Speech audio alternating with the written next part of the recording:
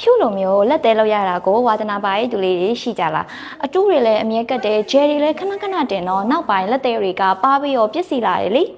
အဲ့ဒါနဲ့ဘာတော့ရမလဲဆိုပြီးတော့လိုက်ရှာရင်းနဲ့မှဒီပတ်စတယ်ကထုတ်တဲ့နေခရင်လေးကိုတုံးကြည့်ဖြစ်တယ်လေတကယ်လေတုံးလို့ကောင်းတာမို့လို့ review လေးလုပ်ပေးမယ်နော်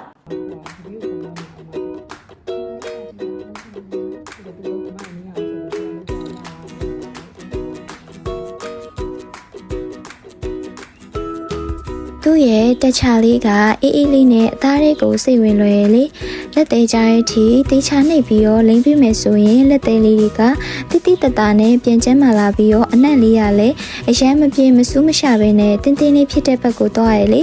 အားကြောင့်ဖြူကတော့လက်သေးနဲ့ပတ်သက်တဲ့ပြဿနာရဲ့အတွက်ဒီပတ်စတယ်ကထုတ်ထားတဲ့နေခရင်လေးရှိနေတဲ့အတွက်ဘာမှစိတ်ပူနေကြမလို့တော့ဘူးလေ